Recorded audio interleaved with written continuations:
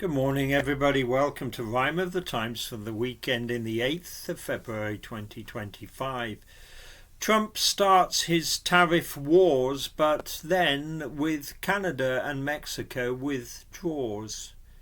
He then explores a solution for Gaza which breaks international laws and is widely deplored. British schools will no more be given a one-word score as they were before.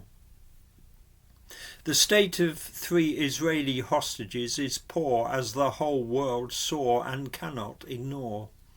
A mass shooting shakes Sweden to its core. Reform UK's poll score soars. The new US president hasn't taken long to hug the global headlines, right or wrong, coupling his personality disorders with almost 50 executive orders, draining the swamp, shifting the herd and getting international relations stirred. Tariff is his self-confessed favourite word. The global trade strategy he's always preferred, the wrath of enemies and allies incurred, and the difference between the two seemingly blurred. And so on Tuesday, with just a few days' warning, we were seeing Trump's new world trade vision dawning. 10% tax slapped on China, an accepted foe, 25% on Canada and Mexico. But on Monday, phone calls with those two neighbours and the tariff threat quickly turned to vapour. Promises to help beef up border controls seem to have quickly satisfied Trump's soul. Sealing the deal and courting hero worship for Trump, politics is like entrepreneurship. So import taxes had simply been used as a threat to get something else that he wanted to get. Then on Wednesday, the blonde one with orange tan came up with another outrageous plan to send the bulldozers into Gaza to prepare a palm tree lined pastel coloured Riviera from bomb site to holiday haven overnight, with the Palestinians moved well out of sight. The new destination for a grand holiday would be built and paid for by the USA. So they would also own it and therefore effectively colonise it through the back door. Meanwhile, all the Gazan residents displaced would have to find homes in a neighbouring place. An ancient problem resolved with a business deal. No prizes for guessing how the locals feel. Trump would say he's just pushing the envelope to break the deadlock and offer Gazans hope. But even if this is only the first draft, it's culturally insensitive and just plain daft. To turn the Gaza Strip into the Las Vegas Strip, one wonders if senility has taken a grip. Ruth Berry is a name everybody's come to know ever since her suicide 2 years ago. The primary school head had had a visit from Ofsted to assess the school, but caused widespread dread instead.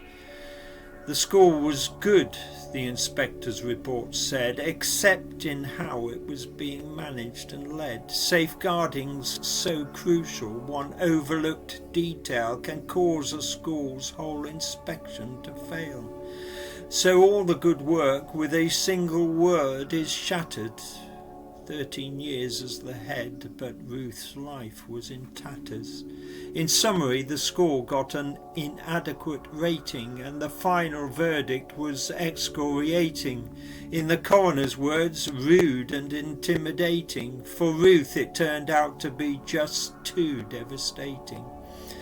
Since then, various pressure groups have campaigned to make school inspections more fair and humane, and after the big listen throughout last year, on Monday Ofsted unveiled their big idea: to replace the inadequate one-word ruling with a nuanced report on our kids' schooling. No more power-crazed inspectors barking and bawling, calling out school staff in a manner so appalling. Judgment of schools will become softer and smarter. Ruth Perry, the unintentional martyr.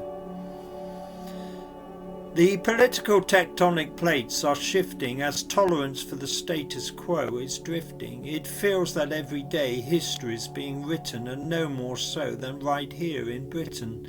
The Labour government elicits groans and whinges, with the likes of Andrew Gwynn causing red-faced cringes. Even their own voters are turning to the fringes, as Keir's cabinet seems to have come off its hinges. And it's not always the left fringe where they are heading, as the radical right has a message that's spreading. On Monday, Reform UK reached their first big goal: pole position in a YouGov national poll. 1 in 4 asked about their voting intention said they'd tick Reform's box in a general election.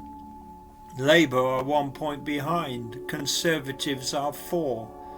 Both parties getting squeaky bums for sure. Reform UK's advantage may not be large, but the symbolism is huge for Nigel Farage. By 2029, could Farage and his entourage be forming a government with Farage in charge? Political sages who are across it all say, as the wind now blows, it's not impossible. The Israeli-Hamas truce is still holding, but at the end of the week it was close to folding. In the 5th exchange of hostages on Saturday, the 3 Israelis released were in a bad way. The men appeared emaciated, pale and frail as they were returned via the Red Cross to Israel. In exchange, another 183 Palestinian prisoners were also set free. On Tuesday in Örebro, many hearts were bleeding after the worst mass shooting ever in Sweden. Not much information released by investigators except that 10 died, plus the perpetrator. We know the assailant was a loner, a white male, and the fact that it was migrants that he assailed possibly tells the thus far untold tale.